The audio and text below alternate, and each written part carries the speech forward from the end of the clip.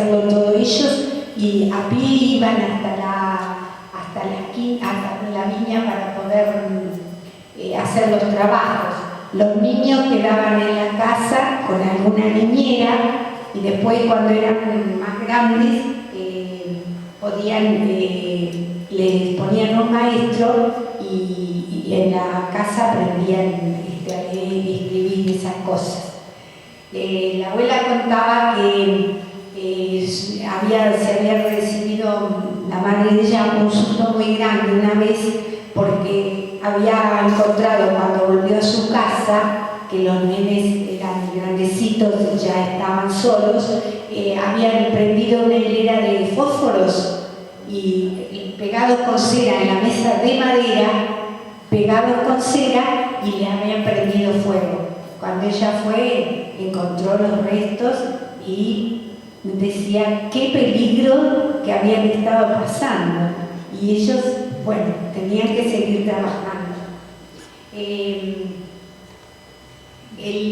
heredero en aquella época tenía el herero, como decían ellos, el heredero era el hijo, el varón mayor y tenía derecho a leer y a escribir, a aprender y él era el que debería cuidar a sus padres hasta el día de su muerte, para que los ancianos nunca quedaran solos y a sus hermanos solteros. Esa era una condición. A condición de eso tenía derecho a la educación. Y mi abuela Rosalina me contaba que a las mujeres ni las tenían en cuenta, pero ella por suerte pudo recibir educación igual que su hermano Francisco y aprendió a leer, a escribir y a operaciones matemáticas. Y eso a ella le dio muchas posibilidades para poder manejarse mejor cuando vino acá a la Argentina. Bueno, ahora ponemos Rubí, las líneas. Bueno, esta es una imagen de lo que eran las viñas en aquel tiempo y supongo que ahora será más o menos lo mismo. Yo no he tenido la dicha de poder ir al lugar de mis abuelos. Ellos, como les dije, los abuelos eran catalanes. Habían nacido en esa región que se llama Cataluña y es una región que siempre estuvo tratando de luchar estuvo luchando por su independencia Cataluña y es el día de hoy que todavía quieren su independencia. Tienen además su idioma propio, el catalán, aunque en la escuela están obligados de aprender el castellano, pero ellos usan muchísimo el catalán. La abuela me decía que Cataluña tenía 4 provincias y me las recitaba siempre igual. Eran Barcelona, Tarragona, Lérida y Gerona. Esas 4 provincias formaban Cataluña. Ellos estaban en Barcelona y dentro de Barcelona vivían en Rubí.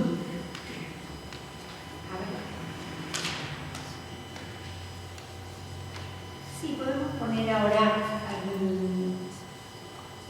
niña Rubí. ¿Qué hay? Lo mismo de las niñas. Entonces tenemos que seguir con eso, con las niñas. Entonces vivían en Barcelona y en una localidad más pequeña que se llamaba Rubí. Ellos vivían caminando, podían llegar en media hora a Barcelona, decía la abuela. Así que estaba más o menos cerca. El origen del nombre Rubí se debe también tiene origen catalán. Rubí, el pueblito deriva, su nombre viene de Ribo Rubeo. Y la abuela me explicó que también eso no tiene explicación en castellano. Ribo quiere decir riera y Rubeo es por la arcilla roja que hay en el terreno de Rubí. Yo también me quedé intrigada qué era eso del Ribo por una riera. La riera era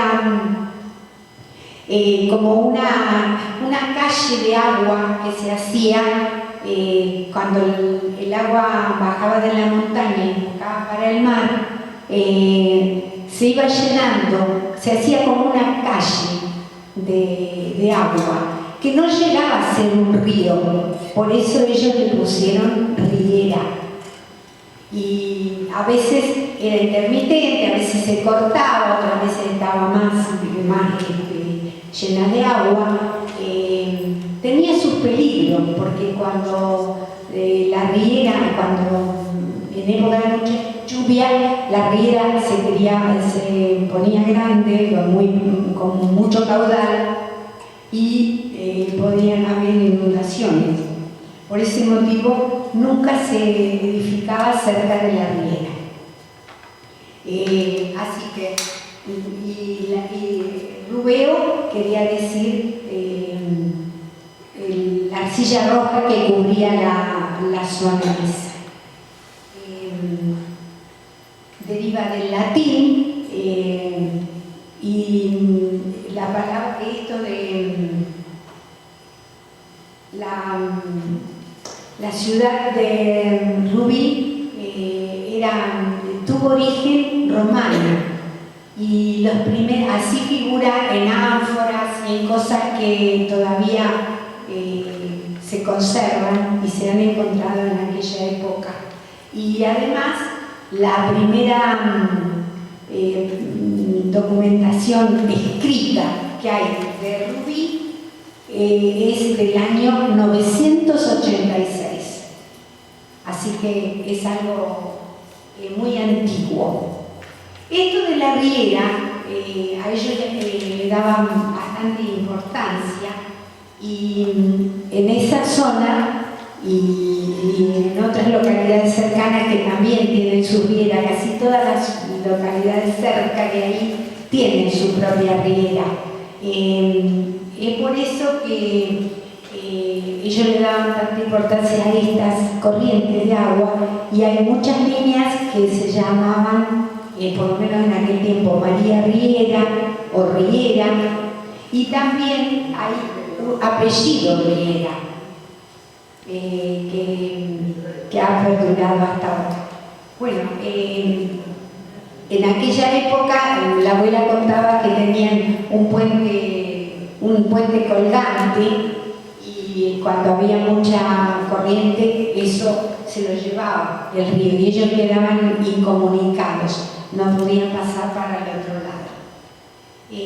Me contaba la abuela también, y con una gracia muy especial, que mi abuelo era bastante travieso, yo lo conocí, todo correcto y serio, y la abuela me decía: tú no sabes lo que era el abuelo cuando era joven, era tremendo.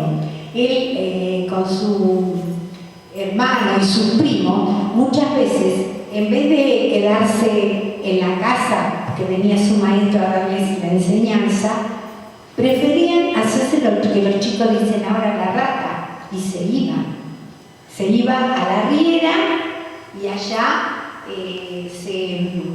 se bañaban hasta que se les parecía a ellos, o sea, una escapada traviesa.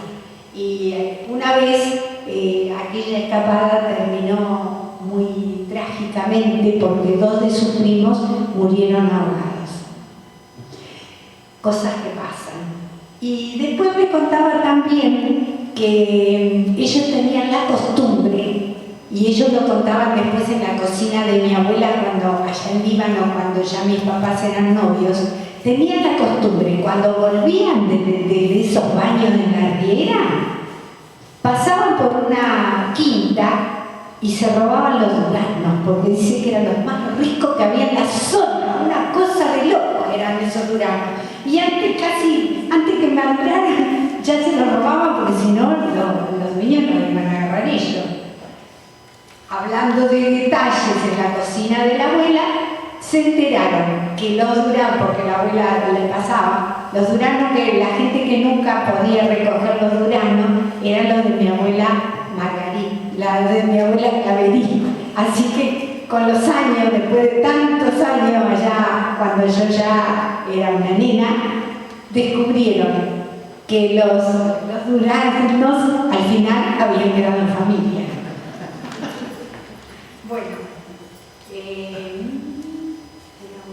seguimos todavía con... También la abuela me contaba mucho de la historia del abuelo Jaime, porque el abuelo era muy callado y no contaba mucho. Así que yo la exprimía a ella todo lo posible y después me complementaba las cosas también mi tía, la mayor de las hermanas de mamá, mi tía Pepa, que estuvo muchos años, nada menos que 42 años vivió en casa con nosotros. Ella también me iba contando más historias de la familia. En realidad, la historia de mi abuelo Jaime Margarit era de novela, o será que las novelas se inspiran en la vida real y de ahí aparecen las cosas, ¿no? Él contaba que la abuela me contaba que el abuelo había trabajado mucho desde chico. Ellos eran, los Margarit, eran 5 varones y había tenido que trabajar mucho. Tuvieron un problema muy grave cuando hubo la peste de la viruela. Apareció ahí en Rubí la viruela y era una peste muy temida. En realidad llevó más vida de la gente, produjo más muertes que las propias guerras. Es viruela o las viruelas. Entonces mi bisabuelo fue al boticario a pedir medicamentos para solucionar la enfermedad de sus hijos. Y el boticario le dio un preparado. Y claro, el preparado, no sé, el abuelo o el bisabuelo habrá visto, le desconfió, tuvo como un presentimiento de algo malo con eso, porque le dio cara que no estaba muy conforme.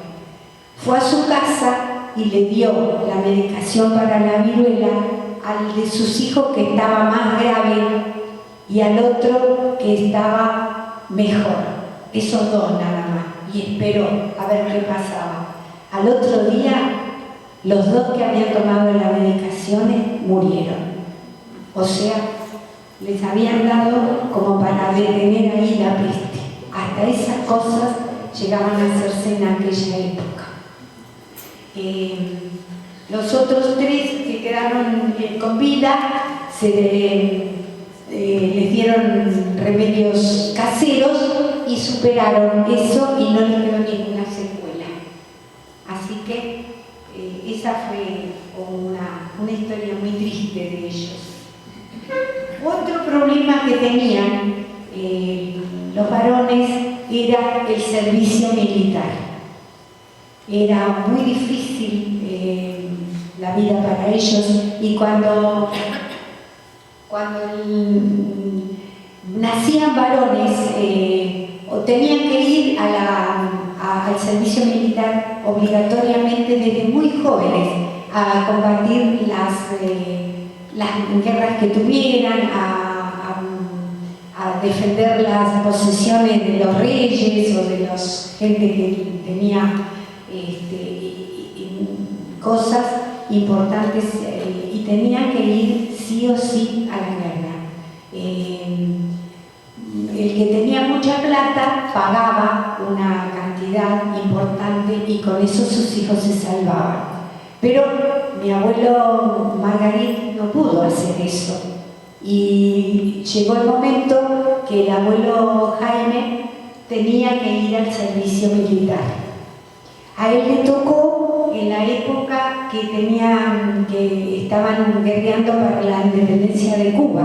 Estaba en Cuba por independizarse y a él le tocaba ir a esa guerra. Mi abuelo y él, muy desesperados y muy tristes, fueron al puerto. Y cuando llegaron al puerto encontraron del barco bajaban cajones de muertos, gente con dificultades, que la guerra, con secuelas de la guerra. Era terrible lo que vieron, se quedaron los dos impactados. Y mi abuelo Jaime dijo: yo ese barco no subo, me voy a ir y me voy a hacer desertor. Y la deserción se pagaba o con la cárcel o con la muerte. Así que quedaron ahí, se volvieron a la casa muy afligidos, no sabían qué hacer. El abuelo se quería ir, mi abuelo se quería ir a Francia, pero su padre decía que Francia era muy cerca, está ahí nomás de España, de Cataluña, entonces corría peligro de que lo capturaran. Y se le ocurrió que era lo mejor enviarlo a América, porque él acá en Buenos Aires tenía muchos amigos catalanes. Entonces el abuelo se dedicó rápidamente a buscar cartas de recomendación y todo para los catalanes, para sus amigos de Buenos Aires, y armó el viaje para que el abuelo pudiera zafar de esto, ¿no? Como no podía ir al puerto a tomar el barco, porque lo apresaban, el abuelo contrató un barco pesquero que lo llevó a alta mar, y en alta mar tomaron el buque en el que el abuelo vino. No vino como polizón, mi abuelo, el padre de él, había pagado el pasaje para que pudiera viajar bien, y bueno, solo Dios sabe, porque eso sí que nunca lo contó el abuelo, la despedida que habrán tenido, tristísima, pensando qué destino incierto, que quién sabe cuándo volverían a verse, si es que alguna vez podían. Pero tuvieron que hacerlo y así fue. Bueno, ahora vamos a poner la puesta de sol en el mar. Bueno, el abuelo iba allá en el barco y estaba acostumbrado a ver el mar en un plano recto, y cuando iba en el mar descubrió que lo veía en forma de semicírculo.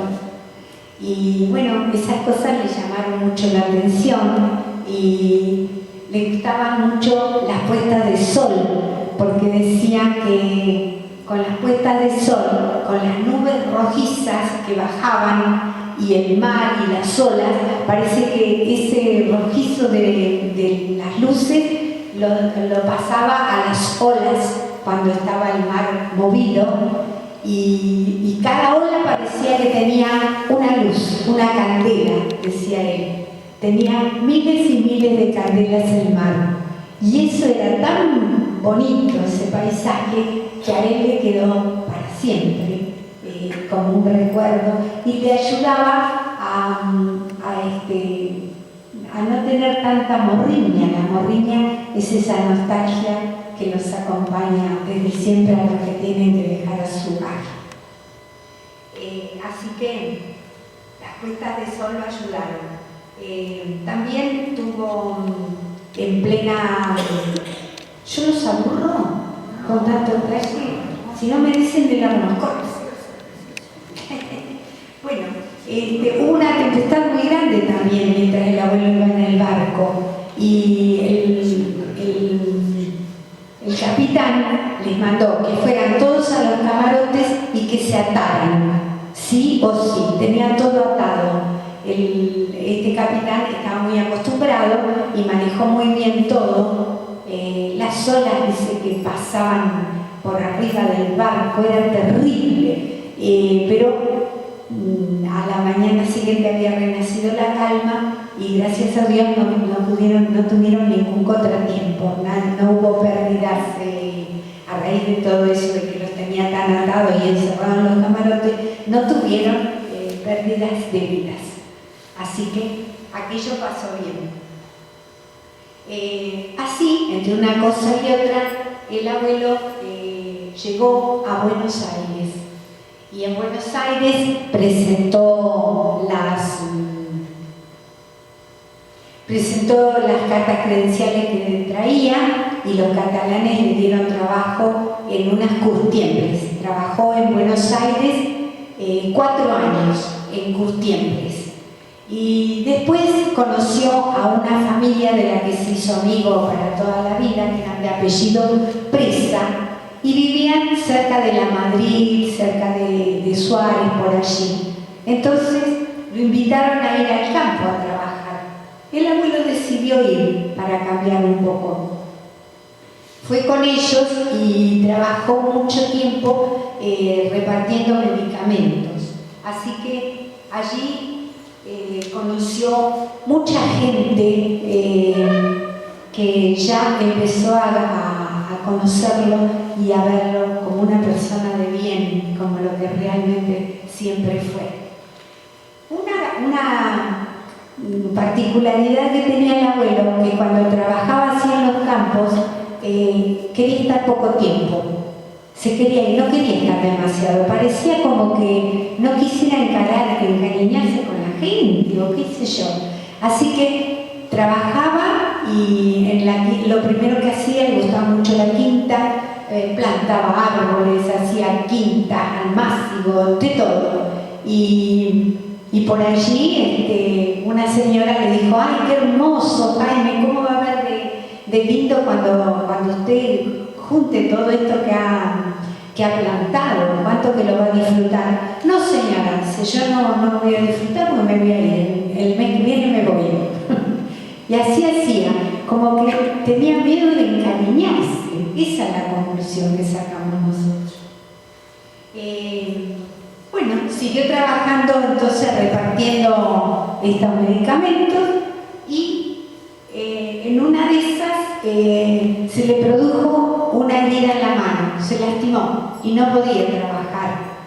Todavía le faltaban unos años para volver a España, pero se le ocurrió ir a España.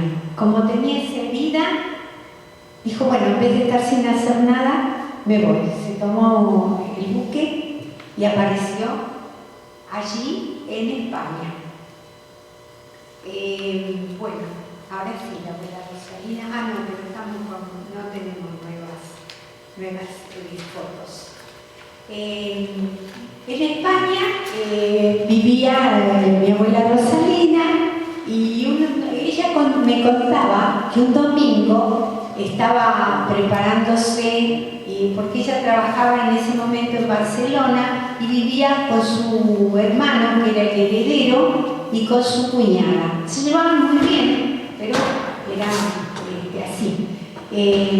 La abuela se empezó a preparar el domingo, porque ella trabajaba en una fábrica, y como era domingo se juntaba con sus amigas Candelaria y Teresa. Y bueno, Candelaria y Teresa se juntaban y intercambiaban labores, formas de hacer bolillo, puntilla, todas esas cosas que a ellas les gustaban tanto. Así que se preparó y se fue a encontrar con sus amigas. Aquí que en la casa de las amigas le presentaron a su primo Jaime, que recién había venido de Buenos Aires. Le contaron la historia y bueno, empezaron a charlar, incluso mi abuelo Jaime le preguntó por los amigos de ellos, los primos, todo, porque eran dos familias que vivían cerca de tantos años, por lo menos 2 o 3 generaciones, y como vivían así cerquita se conocían todos. Le preguntó por todos ellos y charlaron bastante.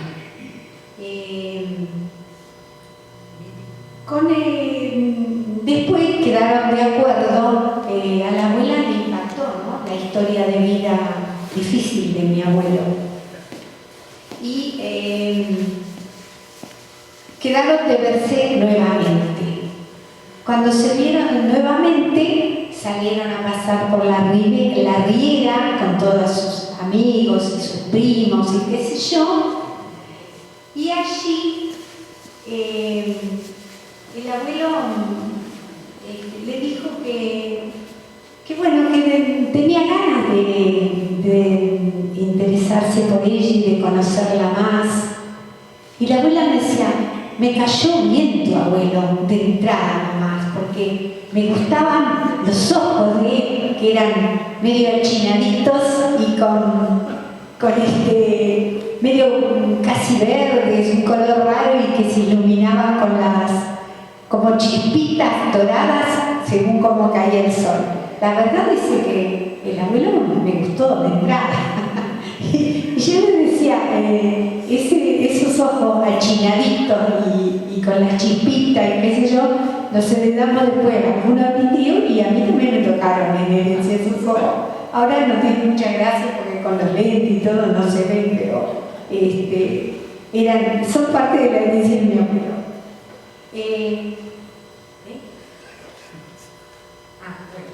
Entonces,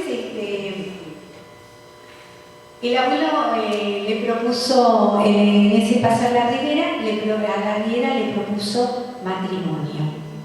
Y como la abuela se quedó pensando, lo esperó un poco, mucho no podía pensar porque el abuelo era desertor todavía, se tenía que ir, y decidió al final darle el sí. Le dio el sí porque pensaba que tenía posibilidades de ser feliz con él. Lo que tenía miedo era de venir y que no poder volver a la Argentina. Eso la asustó un poco. Pero el abuelo la convenció. Y antes de irse le dejó como para que ella se sintiera más segura un anillo de oro con brillantes y unas hojitas de platino que quedó en la familia y se la dio como para que se sintiera segura de que él tenía buenas intenciones. Tenía que casarse por poder, porque no lo podía hacer en España, donde presentaba los documentos, lo encarcelaban. Se casó, entonces se fueron, armó todos los papeles necesarios y se casaron por poder el 19 de diciembre de 2012. Ya casada formalmente, la abuela viajó en el buque Infanta Isabel de Borbón y llegó el 3 de febrero de 1913 acá a la Argentina.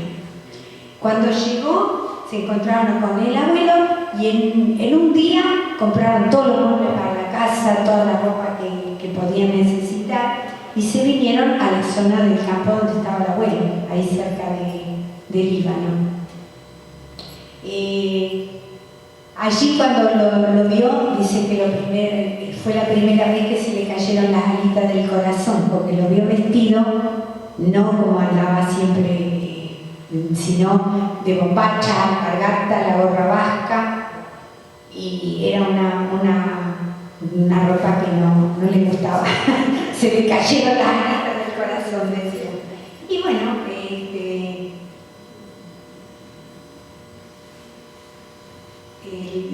extrañaba mucho y siempre, si decidió la abuela con la idea de volver a España cuanto antes.